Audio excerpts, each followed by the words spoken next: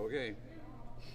Hello everybody, I'm Ross Volkmer, and we're coming to you from the floor of the historic Max Jones Fieldhouse here in Goodland, Kansas. I like to call it the pride of Goodland, Kansas, and we're pleased to be joined by three distinct gentlemen here today, Ron Veneri, Dale Shield, and Dick Short, as we talk about the upcoming Topside Tip-Off Tournament. It'll be the 33rd annual Topside Tip-Off Tournament happening here in Goodland. Gentlemen, first of all, thank you so much for joining me here today. I really want to start off our conversation talking about the history of the tournament. How did this all come to be, and how has it grown, for these last 33 years? But let's start at the very beginning. How did this kind of become a We probably have three stories, Ross. Well, Ron, we'll start with you. Go right on ahead. But my recollection is I was at a Kiwanis meeting with Larry Minner, who was an insurance agent in town, and he and I had children in high school. And he and I, for the last 4 or 5 years, have been driving to Scott City, Kansas, Thursday, Friday, Saturday for a basketball tournament, 200 miles a night. And we were tired of it. We were complaining to each other. And we said, well, we got this beautiful facility, had it for 20 years, never had a tournament in it, one like Scott City had. Why can't we do it too? And we decided we could. So then we started thinking about, well, who we were going to get a hold of in town that would back it. And of course, Dick Shore's always in the school board. Dale Shields was always interested in community affairs. And so they're two of the guys that we first contacted. And we began meeting in my law office in the library in about 1987, guys, would you say? A little earlier. It took 2 years. It takes you 2 or 3 years because you see other teams have commitments to tournaments, and to get them out of their commitment can convince them to come to your place simply because you got a new tournament. It took some time. So we did that and got people interested in coming. One last concept, and I'll shut up and let the guys talk. But one other thing that we wanted to do is we wanted to make it independent and separate from the school, in that the school didn't feel like they had the manpower or the finances to put on the kind of tournament we wanted. We wanted a boys and girls tournament, 8 teams, and make it a nice one, a really nice one. So we decided to form a corporation and fund it ourselves with donations, and the community stepped up and really supported this with donations. And every year we've been fortunate to have a lot of financial help from different people in the community, primarily businesses, who also benefit because a lot of people come to town for this tournament. Dale, what's your recollection of the early years? Well, I would echo Ron's comments. I think he's pretty much right on. The fact that, we were naive enough to think we could have a tournament right away, shows what little we knew about trying to organize an event of this nature. And we soon found in contacting a lot of area schools that they had already had commitments. They were playing in other tournaments, and we hoped that eventually the lure of playing in the pride of Goodland in Northwest Kansas, the Max Jones Fieldhouse, would be such that teams would want to come here. And I still love when new teams come for the first time, how some of the players on the team walk in and look up at the dome like this and go, oh my goodness. They're always amazed, and that's one of my favorite memories of this event, is for teams that come in for the very first time to look around and say, this is going to be fun. We're going to play in a facility that basically kind of mirrors maybe state competition and something like that. So I think it's a good experience for them, and we've been fortunate to have some really good teams and some really good players over the years. But the amazing thing to me has been the fact that we three were ones that were on the original board of directors, and we're still there. We're still doing this year after year, and still making this tournament the very best it can be. Tonight at 5 o'clock. Yeah, right. Yes, right. We have a meeting tonight. Yeah. Dick, what is there anything that you'd like to fill in there? Well, I've got a program, the first one. Yeah, this is cool, one. Yeah. And I've got Larry Minner's letter from the Topside Tip-Off Chairman and the steering committee at that time, Ron Veneri, Ron Harding, Larry Jess, who was our superintendent, Jeff Jeffers, who became activities director, Dale Shields, Dick Short, Dick Lease, and Craig Wilford was the athletic director when we started. He moved on about the time that we started this thing. But those first meetings, what do we do? How do we get the teams? What do we think? And that first year, it wasn't really a tournament. It was big school, little school, and we knew coming in who we were going to play. Friday, Saturday, we knew that. And the size of those schools that we ended up getting, the big school, little school, I think Weston had 34. Moreland had 35, and Liberal Liberal had just the opposite 869 of or that, something yeah. like that. Yeah. You know, and the rest of us in between. But it took work, and it took dedication, and it took cooperation along the way. Ron talks about these guys stepping up. You know, early on, a program put together, and the money's put together with a business card or a quarter page. You know, the 50, the 75, 25. Sometimes you paid for $25 to get that business card. Very true. An unknown. Here we go. Yeah, Colin.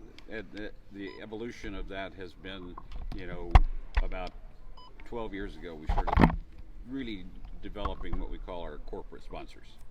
And those range anywhere from $250 all the way up to $1,500. There are some businesses that really relish the opportunity to present their product in front of all these people that come from the tri-state area, particularly Northwest Kansas Technical College. And so these people, this year we ended up with 33 corporate sponsors, which is the most we've ever had.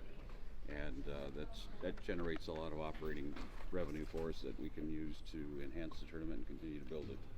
What was it like, maybe from the community perspective, when it first started getting going? I mean, I'm sure it was pretty a big hit for the same reason that you were saying there, Ron. People didn't want to drive 200 miles, 200 miles, you know, almost 600 miles in a weekend to go watch a tournament, and said it was going to be right here in their own home gymnasium. Well, I think they were a little unsure as to what it was going to be, and so were we. When I walked in for the first day of that tournament back in 1989, I thought, oh, there's no way we can pull this off. You know, we are completely, you know, overmatched against what we intend to do here. But, you know, as the day went on, things started falling into place. We were having 2 hours between games and found that we were having it about an hour and a half between games. And immediately started running into some overtimes and some injury situations where we said, okay, we're just going to basically create a space of 2 hours between games. Now, sometimes the public doesn't like that because they sit for a while, as do radio announcers. I wouldn't mind that, honestly, to get circled around. right. But Here if we I'm being go. honest, I'm okay But with that. Nonetheless, you know, we soon learned that having a 2-hour interval between games, you know, basically gave us a cushion for an overtime game or an injury situation or whatever the case might be. And so that was one of the things that you know, struck me is that you know, we've really grown this thing to a point where teams really want to participate and relish the opportunity to do that. I think one of the things that's unique that people maybe don't know if they're just kind of getting used to the tournament nowadays is that it was different. It used to have a small school division and a big school division. And I thought that was kind of unique to see. Well, as Dick pointed out, you know, you had schools ranging in size from Weston, Kansas, tiny little Weston, Kansas, all the way to Liberal, Kansas, you know, which is 800 and some students as far as their student body population. So, But that was part of the we sales had pitch, so to get them to come, because you see, Yeah. a school of 36 students didn't want to play Liberal and get trounced. Right. So they could still participate in the tournament, but and have some success, even though they were a smaller school. Let's talk a little bit about, not that you have to go back to the annuals and talk about all the teams, but there have been a good Rolodex of teams that have come through here and played. You've mentioned Liberal, Weskin, you can go to McCook. I know Ottawa came here a time or two. I mean, it's been a lot of different schools. And I think the other thing that makes this tournament unique and kind of cool, and with the location of Goodland, is that you can draw from 3 states. You know, I always thought it would be kind of cool if we would see, you know, a couple teams from Nebraska and a couple teams from Kansas and a couple teams from Colorado. It'd be kind of unique to see that, because there's different styles of basketball. You know, you watch Colorado, it's sometimes not as rough and tough, and then you've got Nebraska, you know, it'd be interesting to see that. But that's kind of what this tournament allows it to possibly be. But there's been a whole different amount of teams that have come through over the years. Absolutely. We've been blessed to have teams like Ottawa. Ottawa actually came for about 11 years, and they won the tournament in the boys division 9 out of those 11 years. Star player. They had a player named Shami Ojale, who still holds a lot of our tournament records as far as scoring 142 total points over 3 games. I mean, that's about 37 points a game. He was a stud. One of those games was enhanced by the fact he had 58 points. Yeah. He had the most 3-point field goals ever in a game, which is 9. And I always look at my statistician here, Nick, because he keeps all tournament records. And, you know, he had the most, you know, the single games that he scored, you know, set 38 points. And as I mentioned, Does he still play for the Boston He Celtics? still is a player on the roster of the Boston Celtics. So left Ottawa after a distinguished high school career, player of the year twice. Went on to Duke University. Things didn't work out very well there, and he came back to Southern Methodist, right? Yes, SMU, Yes, correct. and played for Kelvin Sampson, I think, there for a while. No, I think it was Larry Brown. Might have been. Yeah, It was you're Larry right. Brown. You're right. Exactly. That's why you're the sports director. That's why I'm here, guys. But Way to yes, go. he did play for Larry Brown, and had a good collegiate career. Ended up on the team for the Boston Celtics, and is still there. And that, I think, is rather remarkable. That's probably our claim to fame in a lot of respects. Well, I mean, Dick, since you're the statistician here, I mean, are there any other kind of records of the past and stuff that stand out in your mind that have stood out over the years? Of course, the scoring records are always the ones that stand out, but we've had some great kids. We talk about the big school, we talk about the Ottawas, but I think of the Wescan girls Yeah. on a roll at one That's right. point, Oh, yeah. and the number of points those girls could score in a ball game. They still hold the overall tournament record for most points in one game. They have 100. They scored 118 points in one game. Think about that. They Tiny won, little Wescan. and they won the tournament 4 years in a row with just a remarkable cast that basically started as freshmen and played all the way through their senior years. Two or three of those girls went on and played collegiately. Principally, Wendy Okeson played at one of the Missouri schools and had a very distinguished career there as well. But Pamela Welsh and Stacy Welch, that's probably the best girls team I think I've ever seen. Period. Don't you think? Oh, I think so. Oh, they were outstanding. You know, one thing that's interesting about this conversation, guys, is we've talked about this tournament now for a good 5-10 minutes, and you know, we haven't even really talked about the host school, Goodland. It's more about the area team. Goodland's the host, obviously, and that's a big thing. But at the same time, it's about the area and the teams that come in that make this tournament unique. I think that's what's so cool. Well, that's about it. right. Yeah, You talked about the schools where they come from. We had a little school, Erie, Colorado, and the first year they came, most of those kids had never been out of the city limits of Erie. You know, had not crossed the state line. Remember? And that Bus was had to their- hustle over there to get them. Yes, we had to send a bus to Burlington, Colorado to pick them up. Their insurance did not allow them to come from Colorado into No the state way. of Kansas. Yes, way. We had to send a bus to pick them up. But And Erie, Colorado, take- Morrill, Nebraska, Yeah, Morrill, Colorado Nebraska. Springs. Yeah. You know, guys' sakes, there's been some people here. You know, I'd like to digress for just a moment too and talk about Topside Tip-Off and how we got that. Topside, of course, Kansas, Goodland, Kansas, but John Golden, who passed away several years ago, one of our most famous citizens and our biggest boosters, always talked about the Topside of Kansas, Goodland. Yes, he did. And then the tip-off, of course, is the first tournament of the year. And so that's how we come up with the name Topside Tip-Off. You remember that, guys? Craig Campbell, who was Yeah, the actually principal. submitted that name, didn't he? Yes, Pittsburgh State graduate, right? Well, Right, of course, Ron? that's why. That's right. That's why he did it and won it, because Yes. he and I are both. We had Pittsburgh a little State graduates. contest to name the tournament. And Craig Really? Campbell, who was an elementary school principal at the time, former football player at Pitt State with Ron, actually submitted the winning entry and became the Topside Tip-Off. So, Here we go. yeah, there we go. And it's stuck ever It's since. stuck, boys. that's right. It's Well, stuck. I think it's got a nice ring to it, nice alliteration. I think we're going to keep it. I think I so. think You know, we'll stick with it. 33 years down the road, I think we're doing I think we're just gonna fine. keep To it. change it now, people would still be calling it the Topside Tip-Off. That's for sure. I digress. And I What? apologize. Oh, that's all right. It's fine. I love this little side notes and stuff. In your guys' opinion, 33 years is 3 decades. You know, in your opinion, what has kind of changed the most over the last 33 years? Besides maybe, you know, this, like you mentioned, now up to 33 corporate Right. sponsors. I mean, first of all, that's a huge thing for the It funding is. of the tournament. It is. But you know, what else has changed in your guys' opinion over the last 33 years? It's gotten easier to put it together. I agree. That's just what I was going to say. You know, it's still a tremendous amount of work. And the amount of work we- they Oh, do. yeah. There's still a lot of legwork that has to happen, but you But know, people know who we are. I mean, when Goodland comes calling for the Topside Tip-Off, it's not a strange event to them. Don't you think, guys? Oh, absolutely. You know, I mean, I've got corporate sponsors I follow up with, and I said, you probably realize why I'm calling. And this is usually in September. And they say, yep, Topside's coming up in December, right? Count on me. We'll be there again. And you know, I think one of the most special elements of that to me, Ross, was the fact that last year, Keisha basically decided that there would only be 2 People individuals allowed per athlete. Yep. Usually parents, obviously.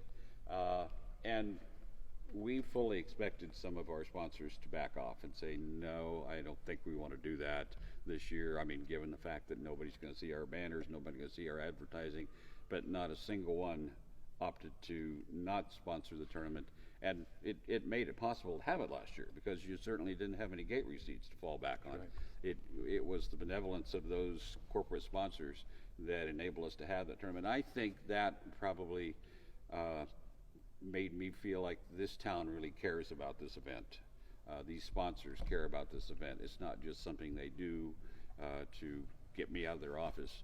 It's something they enjoy doing and are part of. And one of the things that we've done probably over the last decade is that we've basically had our corporate sponsors do the presentations on Saturday. So any of the games where there's medals, trophies, awards being presented, we have our corporate sponsors do that, and I think they really do enjoy They're proud that. to be here. Yeah, Proud to do it. They're here. I think on they time. really, don't you think, Ron? I agree. Yeah. It's truly a community event, centered around kids playing basketball. Yeah. In a nice facility that we're proud of, and glad we built it. You know, and it's grown some too. It's not just a basketball tournament really anymore. You know, you have the the S&T three-point shootout. You guys have other things kind of woven in the tournament, which has, you know, made it, like you said, a big weekend event, especially What's for that those baby crawl? What do they call The that? diaper The dash. diaper dash, yeah. Yeah, I call it baby crawl. Diaper dash. You guys have done all kinds of things. I mean, who knows, you know, you gentlemen, hopefully you guys are on the board for many more years to come. I mean, are there any kind of thoughts on, you know, is it just, let's just get through this year, but are there thoughts, you know, maybe we'd like to try and, you know, do something or something else, or does that just kind of come up organically and just kind of go from there? Well, I think although that we've got the three old guys, I think we've had and on the board we've had a good transition to younger people, and so the board has more younger people than older guys on it, and I think that's good for the history, New or ideas. for the That's future right. of this tournament. Is the way We that's happened. want those traditions to remain, those things that we've done along the way. And one thing I think makes this tournament so special is our ambassadors. You know, the Right. people in the green coats. Yep, the Great. green Early Way to on, mention that, they Dick. jumped Yeah. on board with it and have a couple people, and Dale's gotten these for the most part assigned to each team, and the relationships that are developed with those ambassadors and those teams. Morrill, Nebraska never won anything other than a free throw championship plaque. Dale Stevens was probably one of our greatest ambassadors. He rode to Morrill, Nebraska with me to present that free throw championship plaque to the kids at Morrill, Nebraska. And he's proud to do it. Oh, Wanted to yes. do it. Yeah. And they love to see him.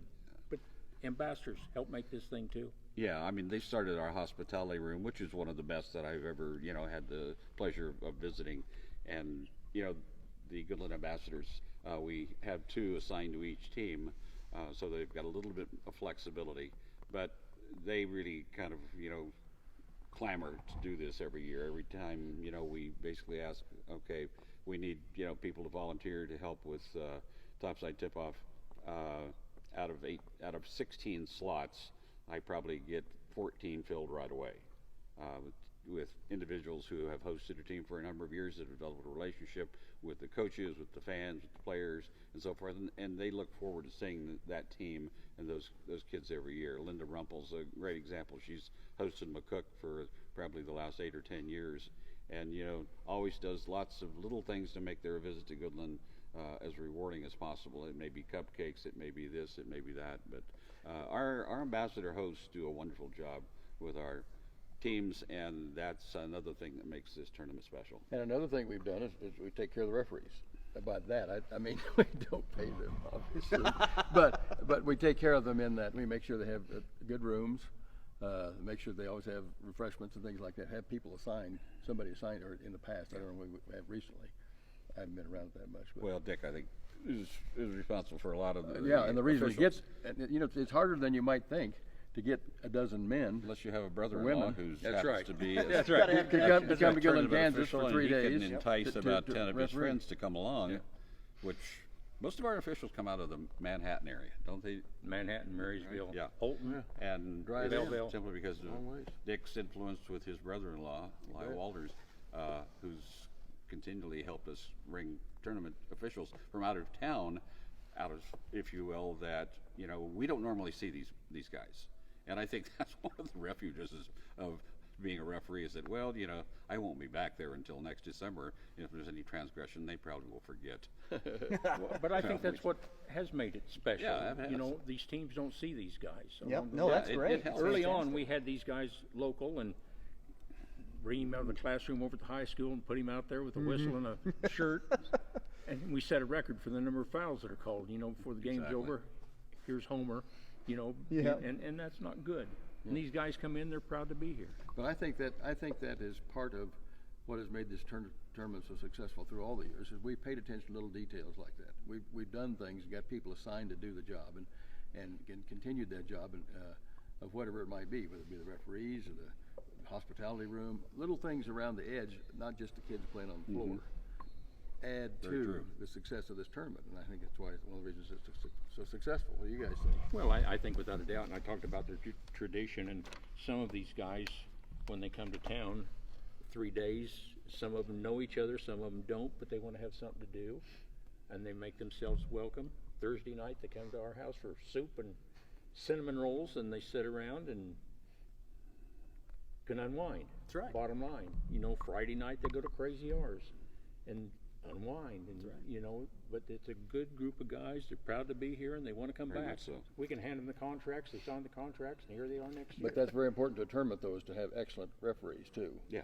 Absolutely. That are from outside the area. That way, it has a sense of neutrality. And that's getting harder and harder to do because you're seeing it official is. shortages and stuff. Absolutely, So absolutely. it's a very good point. Well, you talk about great officials. You guys are three great gentlemen. So I really do appreciate you guys spending some time away with me here today to talk about the tournament. I think it's fascinating, and look forward to the 33rd and look forward to the next 30 years here at the Topside Tip-Off Tournament. Once again, Ron Veneri, Dale Shields, and Dick Short joining me here on the floor of the Max Jones Fieldhouse. Make sure to come out and check out the Topside Tip-Off Tournament coming up here on December 9th, 10th, and 11th here at the Max Jones Fieldhouse.